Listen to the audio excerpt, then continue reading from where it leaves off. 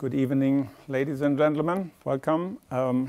Archaeologists are used to look down. Now we are trying to give them some ideas to look up to find out more about archaeology. Please don't be intimidated if you have the feeling you don't know who the Hittites or the Luvians are. You will know after 1 hour much more than you ever hoped for. But don't be intimidated by the number of slides either. If you had to guess how many there are, would you think it's more or less than 25,000? It's of course more. That's because we have some time-lapse movies. The only thing that's really important about this first slide is the name Rita Gauci. And the reason is everybody can come up with fancy ideas about astronomy, in particular in the past, but it's very hard to get them past Rita. And so I had to do that. Over the past 5 years, we really worked together very hard on this subject. And it has now been accepted for publication and will come out in June. Maybe, Rita, you stand up and introduce yourself.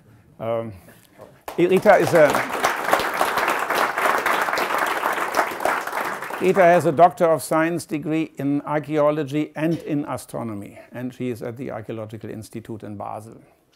I'm just thinking of something that I experienced when I was a young boy in the early 70s. There was a poster in Germany, and it said, "Nobody can get past God." And somebody used a felt tip writer and wrote underneath, "except for Stanley Buda," who was a famous soccer player, of course, at that time. And I'm always thinking of Rita because I have to get past her with those ideas. So that's one proof of credibility, let's say. And the other is that, as I said, the paper that we have worked on has been accepted by the oldest astronomical journal that is still around, the Astronomische Nachrichten, founded in 1823, I believe. It's also accepted at the Journal of Skyscape Archaeology, which is the youngest journal in this field. And we presented this at a conference of the European Society of Astronomy and Culture last summer in Graz. And as a consequence, we're invited speakers for the next upcoming conference of the European Association of Archaeologists. So this is very well supported by astrophysicists who have looked at the paper. By archaeologists, not so much. I give you the conclusions at the beginning of my talk when I still have your presence completely. So the slide will come at the end once again. The conclusions are astronomy and astrology were part of Bronze Age religions. And Hattusha, that's the Hittite capital, which you will see in a number of slides, was designed to serve celestial deities. Temples and gates reflect astronomical parameters. Yasilikaya functioned as a lunisolar calendar, and an enormous amount of discoveries can still be made. So these are the main conclusions, and if they don't tell you anything, don't worry. You will be able to give a talk about this in 1 hour. So first of all, who were the Hittites and the Luvians? That's the first subject that I will speak about. And then I will speak about astronomical alignments in Hattusha, the Hittite capital. And then we will talk about the rock sanctuary of Yaselkaya, which is right there in Hattusha. And in particular look at how to determine the solstices and how to keep a calendar, basically. And in the end, I will also mention some open questions. So let's dive right into this. Who were the Hittites and the Luvians?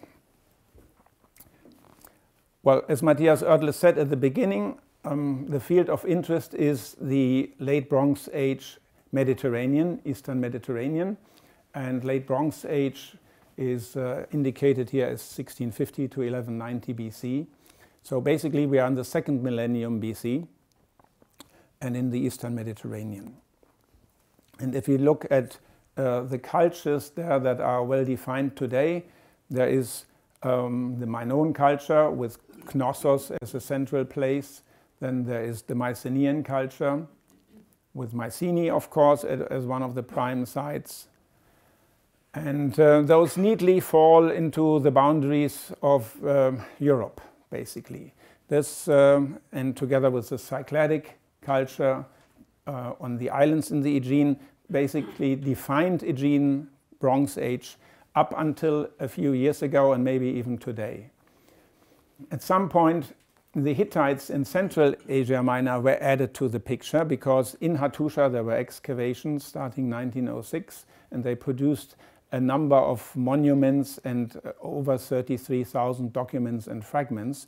So there was no denying that there was a major culture in Central Anatolia. But basically it leaves out, this is the picture until today, it leaves out one important area, and that is the western part of modern Turkey, where according to existing paradigms there was very little to speak about. And we wanted to fill this picture and therefore founded in 2014 Luwian Studies. Luwian is a toponym for the people who lived in Western Anatolia during the late Bronze Age and Middle Bronze Age, so during the second millennium BC.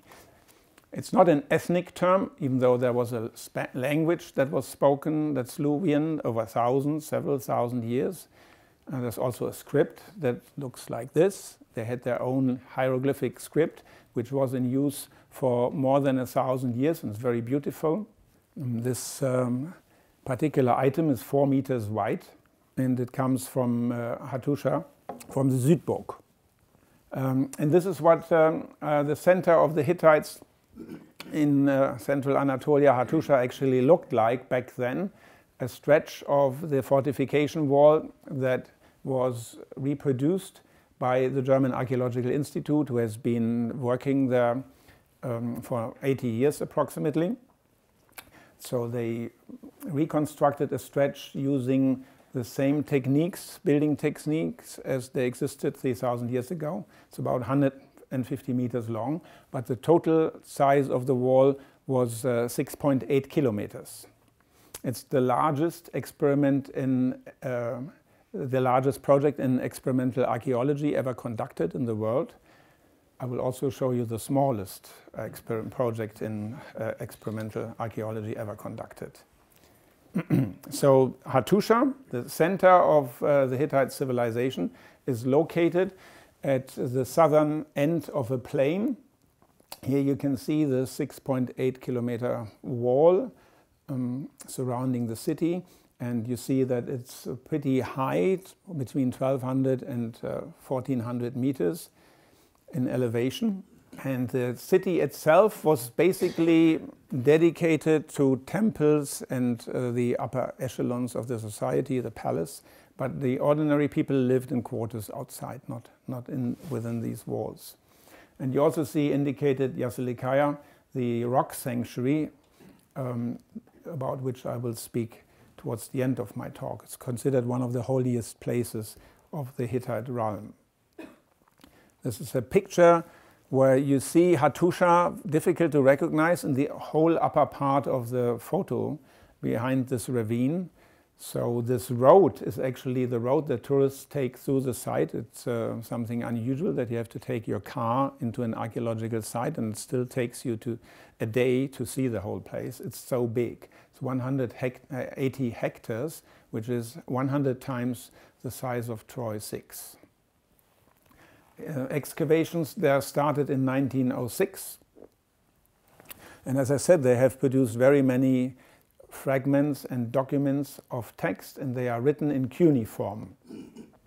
And in the 1920s, it was recognized that there were 8 different languages recorded in this cuneiform. So this is the upper part of the city, and you see the foundations of the temples that have been excavated. For 400 years, Hattusha was the capital of the Hittite, some call it empire, the Hittite kingdom. It's interesting that the city does not have a technical purpose. It's very difficult to reconcile why the gates are in the places where they are, because they don't really make much sense in terms of utility. But the Hittites had up to 165 religious festivals per year. Yeah, so that kept them occupied. The foundations you see here are all temples. There are 30 of them altogether up there in the upper city. And as you can also see, there's no particular arrangement to these temples.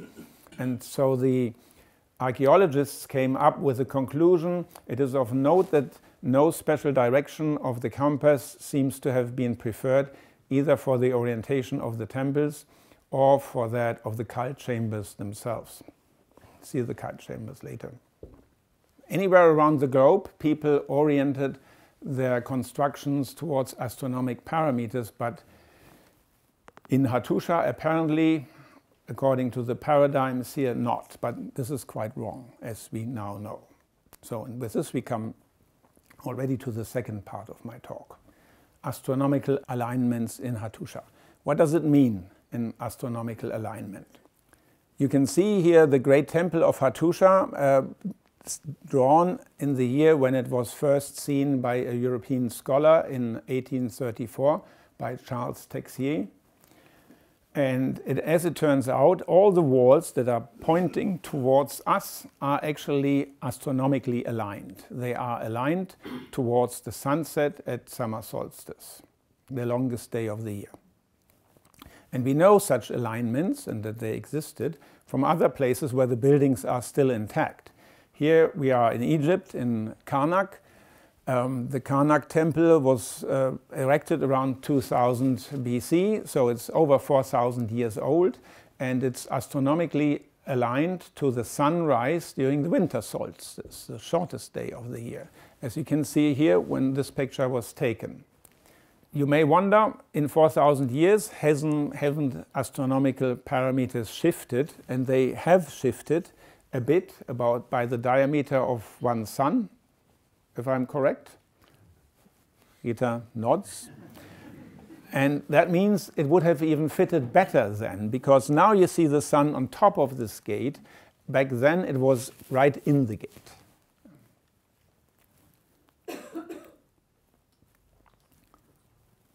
So there are books by experts on archaeoastronomy, and one of them that I have, I found this sentence: neither with Stonehenge nor with any other monument can this important day, the summer solstice, be determined. And the reason why Wolfhard Schlosser said that is because if on the longest day you look into the sun on the day before, you see no difference. It hurts your eyes, and you see no difference within a few days whether the sun has reached the northest peak and then goes back or not. That's right. But Wolfhard Schlosser has never been to my kitchen. And this is what it looks like in my kitchen a few days before the summer solstice. You can see the shadow moving into the electrical outlets, and once it's reached the electrical outlets, it goes back.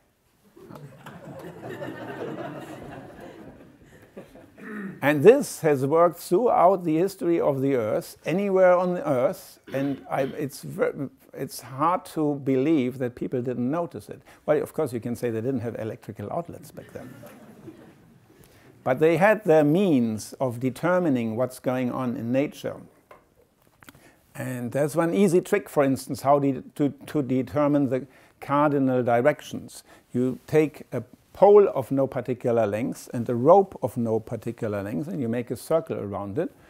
And then if it's a sunny day, you will get a shadow, and it crosses the circle once in the morning and once in the afternoon. And if you connect these two lines, then you have a line going from east to west.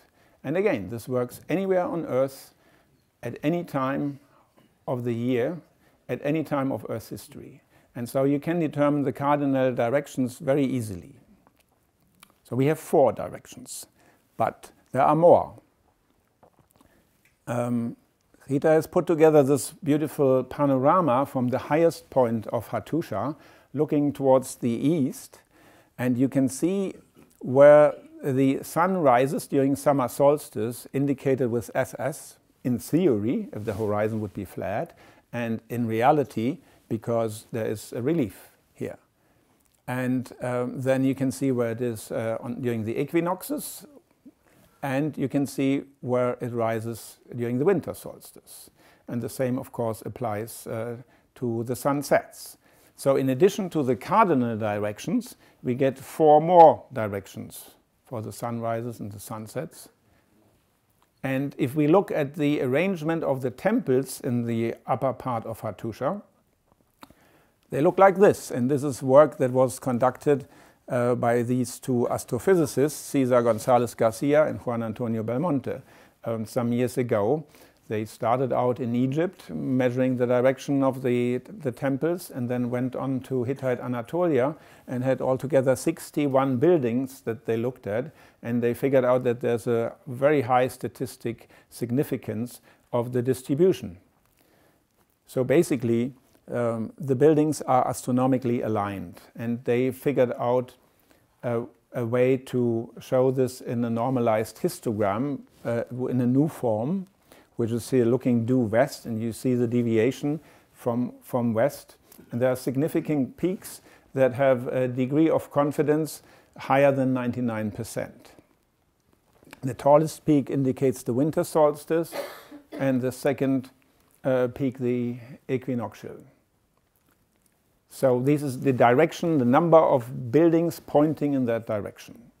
And of course, as I said, they have also done this in Egypt, where you have a similar distribution, but not even quite as pronounced. So in other words, the Hittites were more oriented towards the stars than even the Egyptians. And for the Egyptians, we have known that for 100 years. For the Hittites, we are finding it out now. Well, we have known that there was some concern about directions, because this is the highest installation. It's called Jakarpa of Hattucha. And you can see this bottom of a pyramid, and in the middle is a tunnel, actually. And it's pointing due north, as is indicated in this photo. These photos are easily taken. You put the camera on a tripod and leave it there for 3 or 4 hours, and it takes a picture every 20 seconds. And then you put the pictures on top of each other, and because the Earth is spinning, you get the spinning effect of the stars around the polar star. So it basically indicates that it's directed towards the north, which is not a big deal, but looks nice anyway. This is one of the pyramid bases of Jakarpa, and this is the other one, which is aligned towards the sunset at winter solstice, when this picture was taken last December. And then there are gates, like this one, the West Gate, which is aligned at the sunset at summer solstice. And throughout the city are buildings. Here in the background, this is Temple 7, aligned to the sunset at winter solstice, even though it's not even visible from the very place where the building was erected, at least not from the lower stories. Maybe it was a tall building. So this is the kind of alignment that González Garcia and Belmonte have recorded, and that show us that there was a celestial concern of the Hittite society.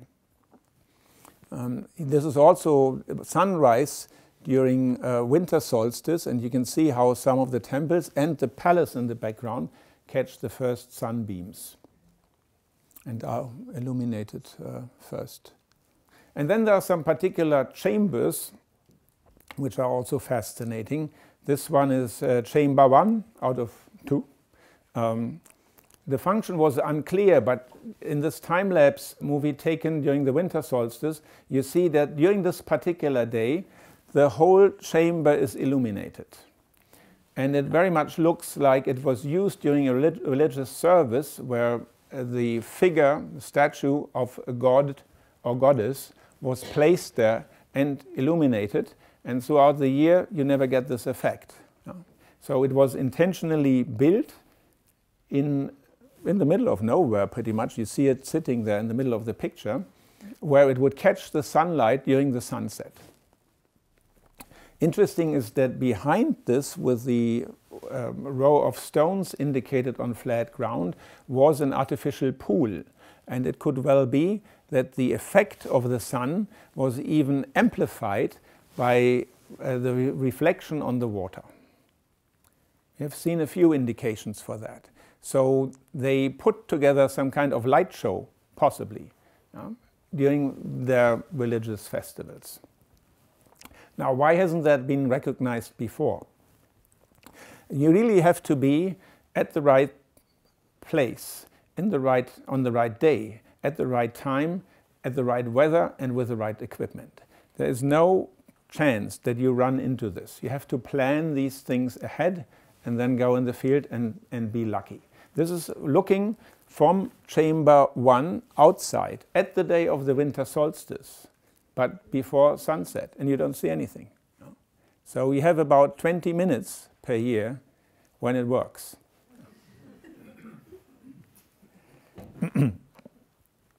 During the review process of our paper, a number of archaeologists indicated that there are relatively few documents talking about astronomical concerns in Hattucha, of the many that were found. But in reality, I quote one person who worked on this, saying that a fact that has often been noted is the high proportion of astrological omens as opposed to other Mesopotamian divinatory genres at Hattucha. The number of astrological texts almost equals the total number of texts from the other divinatory genres combined. Yeah. So if we really want to see the evidence for that, even in the documents, there's plenty. There's plenty of it, and we are talking about this a great deal in our publications. So this is what I wanted to say about astronomic alignments in Hattucha. Now I'm coming to talk about the rock sanctuary of Yaselkaya. It's a limestone outcrop about 50 by 80 meters in size, which has 2 chambers. On the left, hidden behind the trees, is chamber A, and the narrow gap on the right is chamber B. Unfortunately, the trees are, when you work with astronomy, you don't like trees. And artificial lighting is also not recommended. And this place is illuminated at night. So this doesn't look very special, I know, but it is absolutely spectacular. And the reason for that are these figurines. If you are not keen to being impressed by a particular site or so, this one will make a difference. You can spend several hours there. It has a certain aura. It's really fascinating. All the people who I know who've been there are fascinated by this place. You have these deities. In chamber A, there are 64 of them preserved. Altogether in the whole complex, it's over 90. And they are humans and animals and mythical figures. And there are a number of references to the stars. For instance, the person we see here on the right, the biggest, is the sun god of the heavens. And right next to him, not visible in the picture, is the moon god. And then next to that is the goddess Ishtar, which is equivalent of planet Venus. And there are stars in the reliefs and things like that. So again, there are a number of hints that this may have something to do with the sky. It is, together with Hattusha, an UNESCO World Heritage Site. Here are some of the figurines in chamber B, a group of 12 male deities, and a similar group occurs also in chamber A.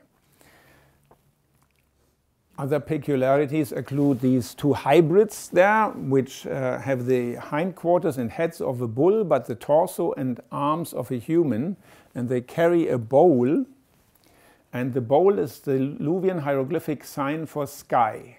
And they are standing on a podium, and the podium is the Luwian hieroglyphic sign for earth. But the bowl that they are carrying in Babylonian sources is also called the boat of light. And this is the what we call climactic scene.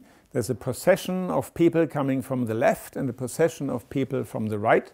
The one on the left are almost all male, except for 2, and the one on the right are all female. And they meet here in the middle, with the two highest deities. This illustration shows it clearer. The storm god, the Hurrian storm god Teshub, and his wife Hepat. And you can see Teshub is standing on two mountain gods, and Hepat is standing on a leopard. And you can also see that their names are indicated with Luwian hieroglyphs. So many of the figures have names indicated with Luwian hieroglyphs, which helps identifying them. This one sign that looks like a belt buckle, that's the sign for deity. So it was always obvious that this is a procession of Luwian, Hittite, Hurrian deities. Not all of the inscriptions can be read because some have weathered. And then there's another thing. There is this column, difficult to see here on the right-hand side, but here's an older photo that shows it more clearly. You can see the procession of the female deities, and underneath is a column which was left there by the stonemasons, and nobody could explain why this is so, what the function of it was. The whole function of the place cannot be explained. It has been known for 130 years or so. But the excavator, the former excavator Jürgen Seher, says many researchers have worked intensively towards an interpretation of the site, but to this day it retains much of its mystery. It is still by no means clear today what function the rock sanctuary actually fulfilled. Now, when you leave this room in half an hour, you will be able to explain every one of the 66 deities in Chamber A. And the reason for that is astrophysicists entered the scene. And what is the first thing that astrophysicists, astronomers, think of when they get into the field? It is, of course, sex.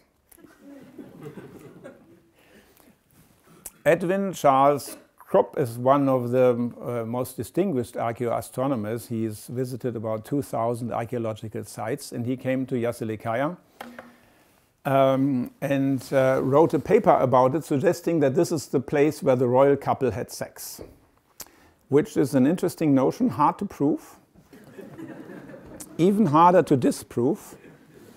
And then the question is, of course, the frequency. During the full moons, during the solstices, or only during eclipses.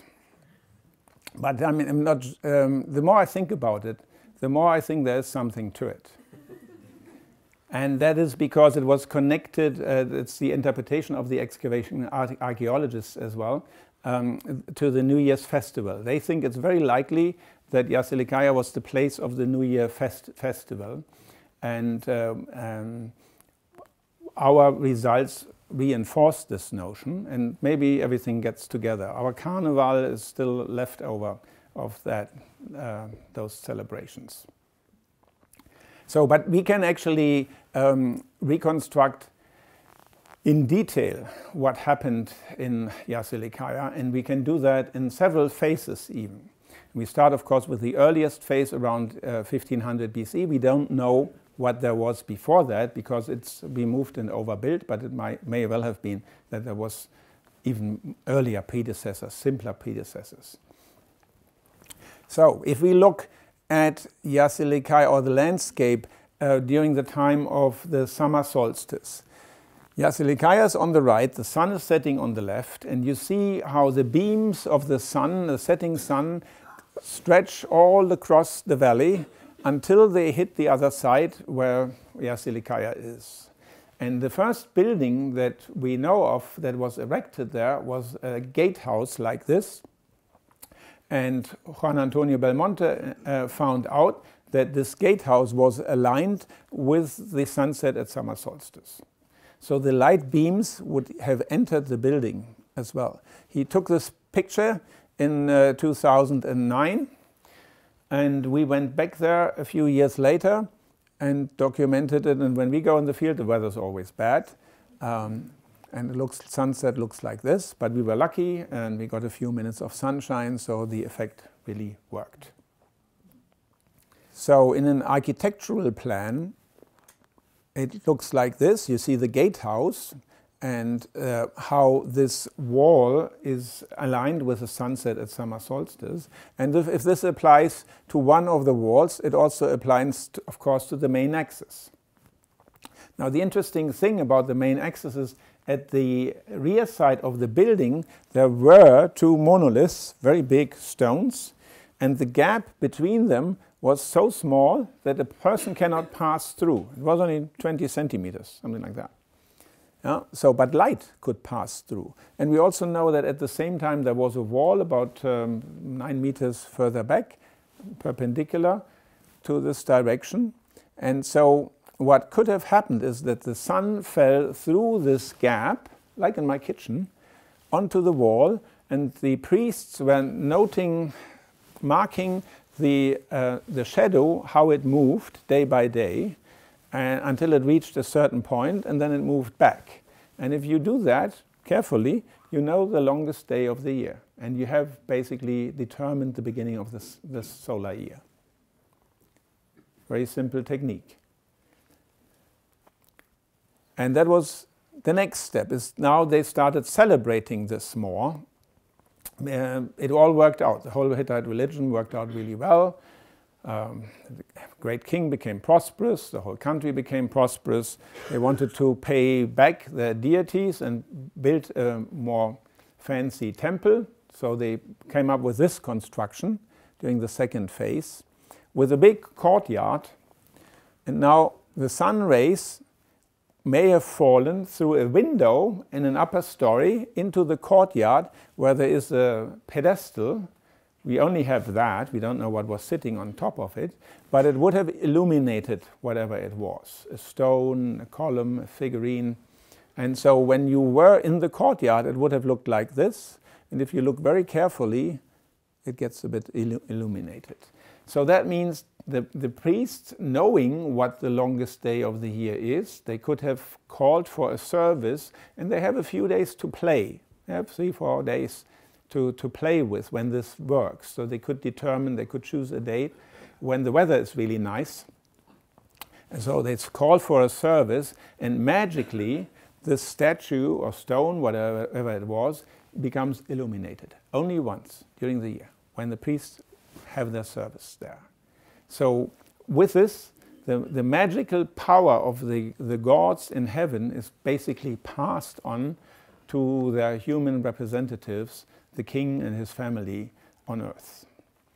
And this effect was actually known in architecture for millennia and used in buildings throughout Europe and even North and Central America. This is a picture from a church built in the early 18th century in Mexico, where during the equinox you have a light beam going down the aisle of the church for a few minutes. Architects had this knowledge for centuries and kept it and erected their churches accordingly, because you get a magic moment, an epiphany, yeah? And this cannot be explained unless you know the trick, and that helped the priests to reinforce their power. And in Yasilikaya, we have a picture of the great king, a relief who paid for the construction, the final phase of the construction, Tutaliya IV. And this is only illuminated during this sunset at summer solstice. So when they had this service, they would have proceeded into chamber A, and the light would have magically illuminated the king as well. And it's beautifully orchestrated, because he then falls into a shadow, and there's a 2-minute darkness period, and then there's one isolated light beam that illuminates his cartouche. Unbelievable how this is produced. He's 2.9 meters tall, 1 meter taller than the most important deities. That comes from when you pay the bill for the construction.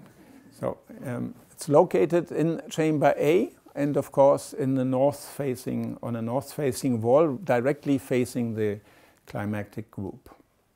And now we come, because this was part of phase 3, around 1230 BC, we come to the final phase of construction under Tutaliya IV. which is basically the situation today, because the Hittite civilization collapsed in 1190 BC, and this rock sanctuary was left unused and apparently very carefully cleared out. So whatever there was in terms of movable items, everything was removed. The German Institute has excavated there very carefully, and there was virtually nothing left. So if you go there today, and this is what we are facing, you look like something that looks like this, not very conspicuous at all. And that's the challenge for geoarchaeologists.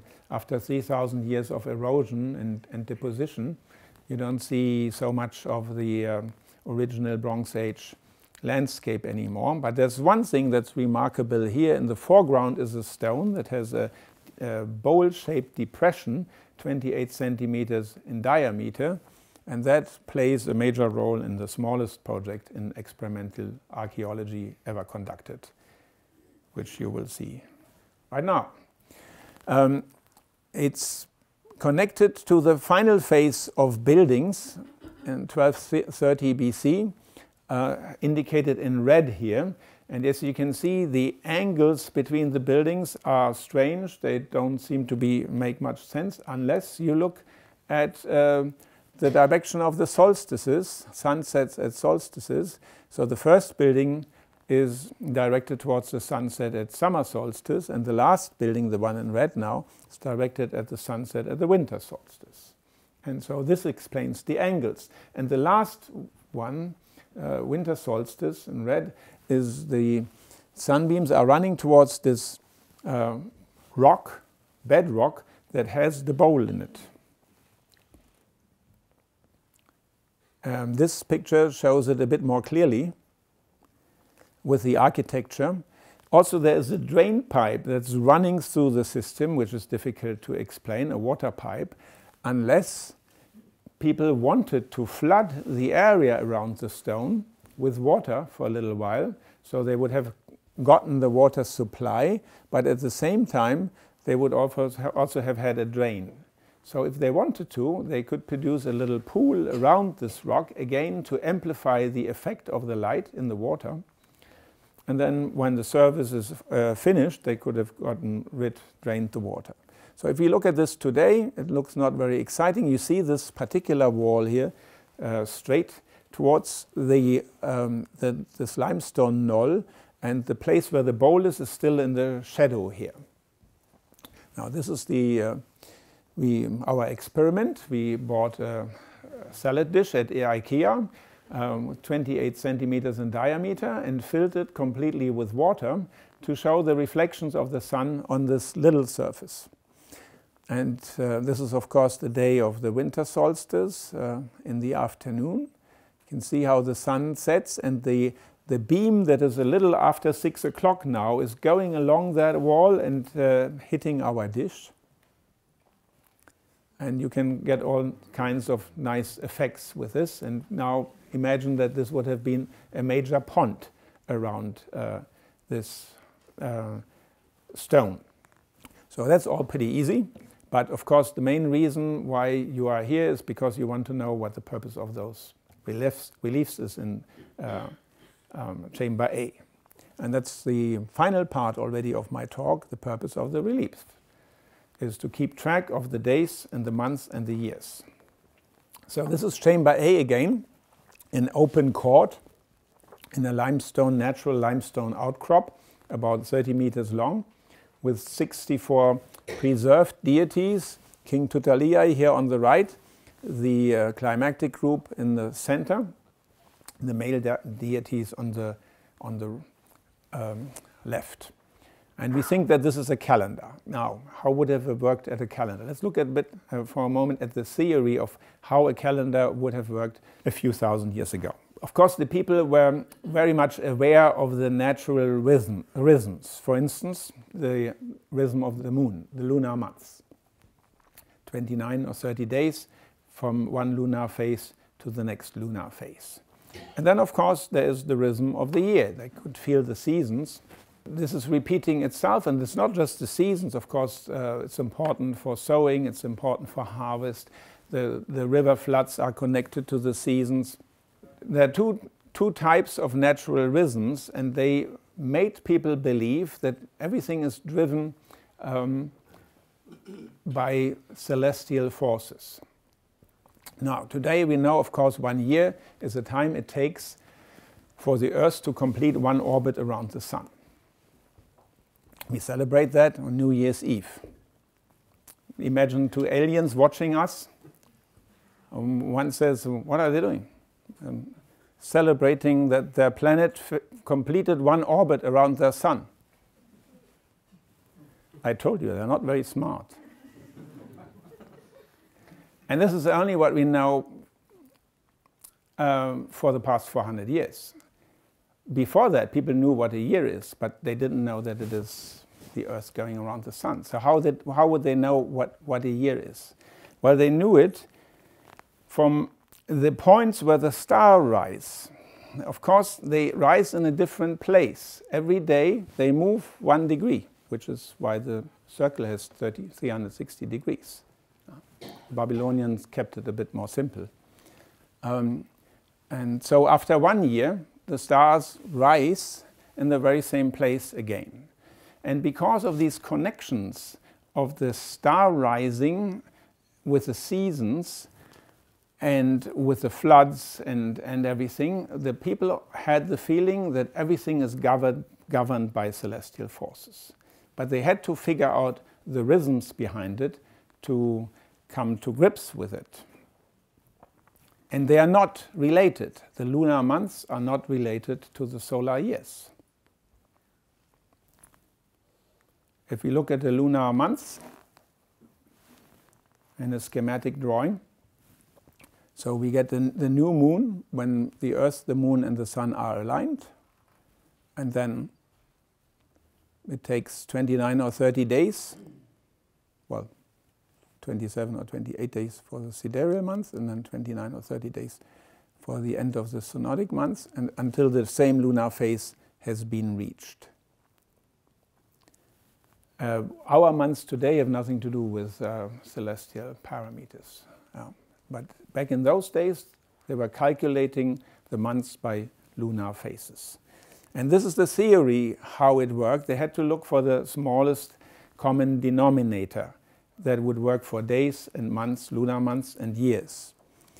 Now, if you take 12 lunar months of 29 or 30 days each, you end up with 354 days per year. But the years, of course, 11 years longer. So it works, but it doesn't work really well.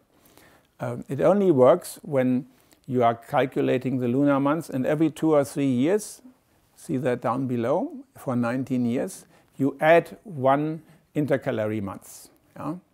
And if you do that over a period of 19 years, you add 7 months, doesn't matter when. In the end, the two are more or less synchronous. The difference is 2 hours. Yeah. So that's the smallest common denominator between lunar months and years, is 19 years. It was then equivalent to 235 lunar months, or 6,940 days. And then the whole circle and system starts all over again. And if we look now at Yasilikaya, we have the male figures on the left side of chamber A, here with the 2 bullmen, and the main scene in due north. And we have the female figurines on the right side with this column pretty much in the middle. And then the question is, what do we make out of this? And we decided, after much thinking, why not put them all on one sheet of paper. So there are 66 deities here, 64 are preserved. Of one we only have the inscription, and one was pretty much stolen and found again, retrieved, and is now in the museum. It's called Yekbas in here, one of the female deities. So 66 altogether. And again, we stared at this for several months, not knowing what to make out of this. And I read hundreds and thousands of pages on Hittite religion and Babylonian astronomy. I lost some weight. I can only recommend, if you want to lose weight, get an interest in Babylonian astronomy. It helps. Until I came to the point where I thought, well, why not arrange these figurines in groups? Yeah? Easy. Make groups out of them. So the first group are, of course, the 12 figurines which look identical. And this has been recognized by Juan Antonio Belmonte in 1990, he tells me. He's published it in 2000, that the 12 male deities that look identical are indicative of the lunar months. Then we have the climactic group, which is by itself defined, and then it's pretty easy. To the right of that you have the female deities indicated in red here, and then all the rest in between. So there are 4 main groups. Now, what have we achieved? A little bit. And then it took more weeks of thinking and thinking until I got to the point that why not count them? 12 in the first group, 30 in the next group, 5 in the main group, and 19 female deities. And these are numbers which are almost like Fibonacci numbers to an astronomer. When he sees a sequence like that, they say, yeah, of course, it's clear what it is. Yeah. And I show you how it works. This is a schematic drawing of all the deities in chamber A. Here are the 12 male deities for the lunar months. They were counted from right to left because the moon is moving from right to left. They are heading towards the right, and Luwian hieroglyphic is always running counter to the direction of the figures. So if they are facing in one direction, the reading direction is in the opposite direction. And here we have the 30 days, counting from the right to the left. So the first day of the month is the first visibility of the lunar crescent. That marks the beginning of the month. And then every full moon coincides with the day where that's equivalent to the 2 bull men. So symbolically they are carrying the full moon in their bowl.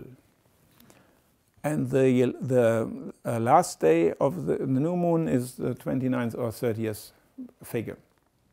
And on the right side we have the solar years, counting from left to right now, against the direction that they are facing.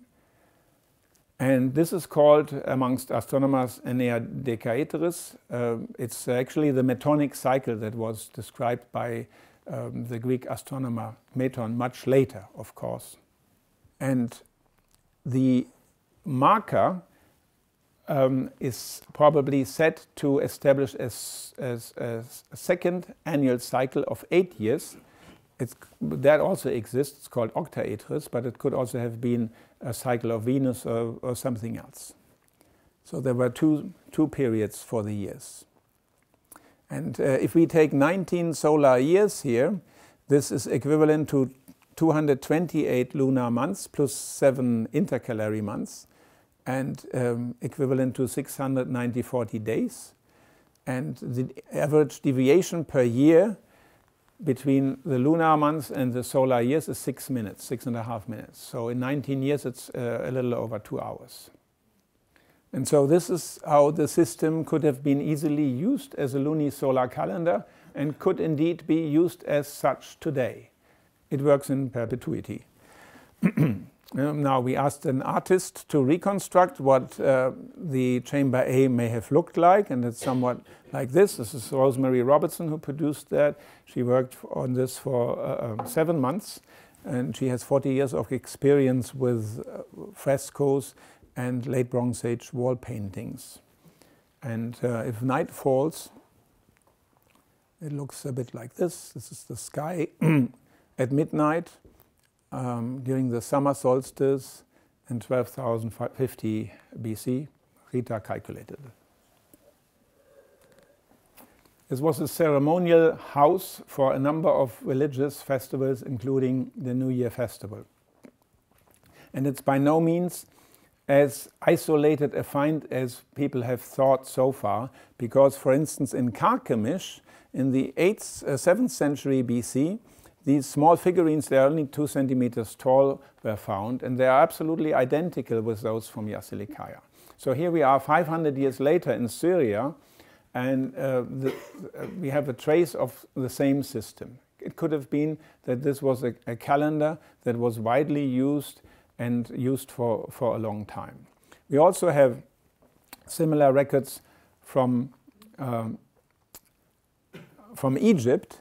This is the publication of Napoleon's expedition to Egypt, reconstruction of the engravings on the temple of Edfu, built during the 2nd century BC, so it's Hellenistic.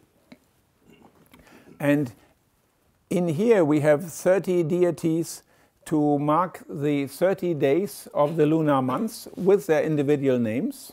And then we have 12 deities for the lunar months, and then three superior deities. So this is in Egypt 1,000 years after Yasilikaya went out of use. A very similar system.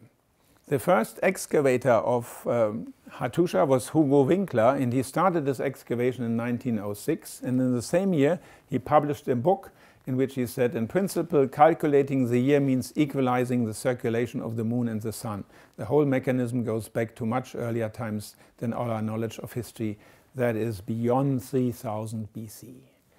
And this publication launched a major scholarly fight, which was later dubbed Pan-Babylonism, because he said much of our culture, and in particular our religions, is derived from Babylonia and was based on celestial concerns. And he was fought at the time by the established scholars, who were for the most part Jesuit priests, and didn't like these ideas. But it now turns out that Hugo Winkler was apparently very much ahead of his time. So, finally, what's left to do now for us and future generations? There's plenty, because this is leading us off in a new direction. For instance, at Yasilikaya, there's chamber B, which is a very narrow chamber. As you can see, there's a 12-meter tall wall that is almost due north. That is 5-degree deviation. The gap in the rear is only a little over 2 meters, and in the front it's about 4 meters. And you can see the 12 male figurines, which we think indicate the months of the lunar calendar. If you take a position at the other end of the chamber and you look north, this is what you see. Because the wall is due north, this pointing bedrock that you see is basically pointing at the polar star.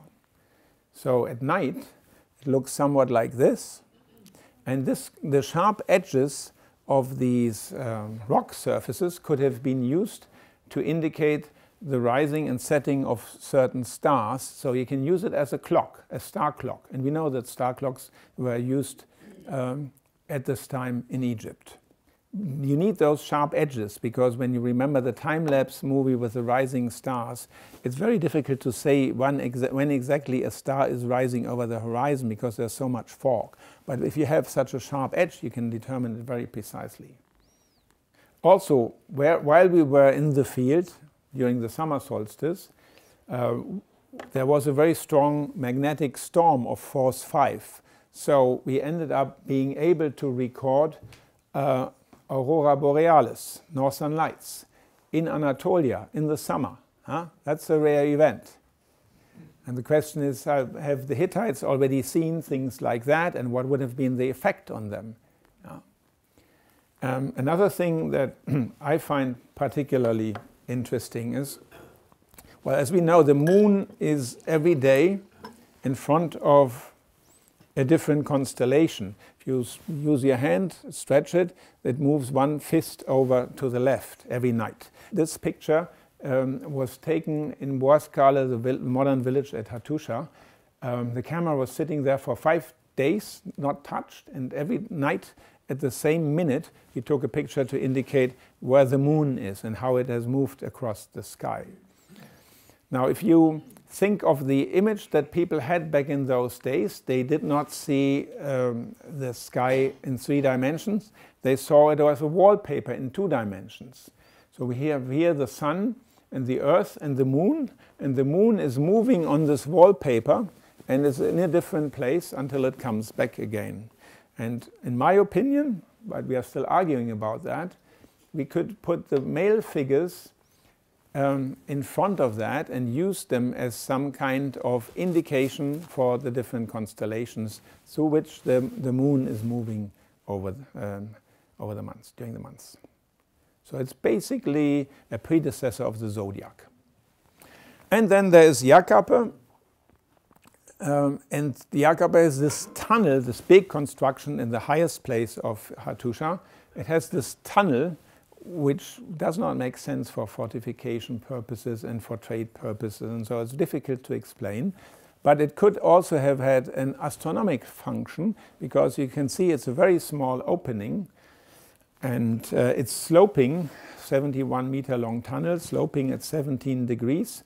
So if we go back to this picture, the tunnel is in the center, it would be pointing at one star inevitably at a certain point. And now we can run computer calculations and figure out when it was built and which star it was meant to look at.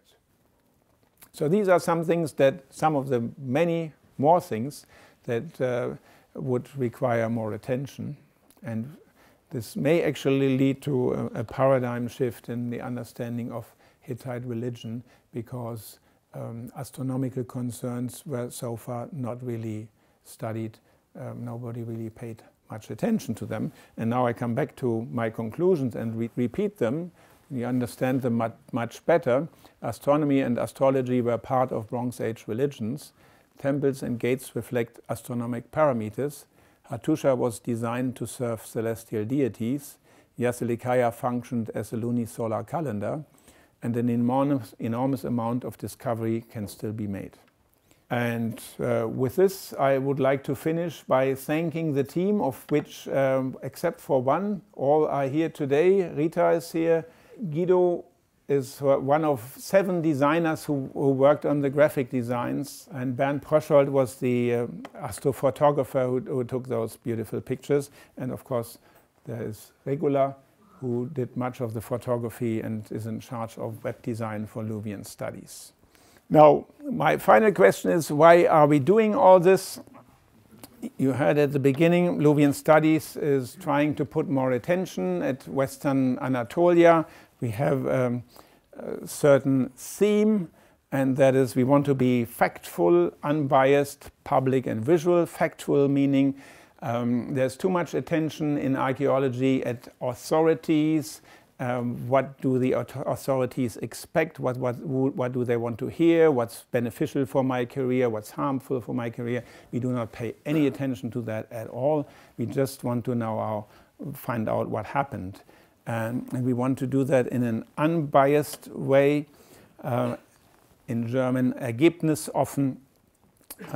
Much of archaeology was conceived at a time when it was politically useful to emphasize European civilizations, so it's Eurocentric, and that's one reason why there was little attention to prehistoric civilizations in Turkey, and that's the main reason why it's so easy now to make discoveries there, because nobody has really looked at it.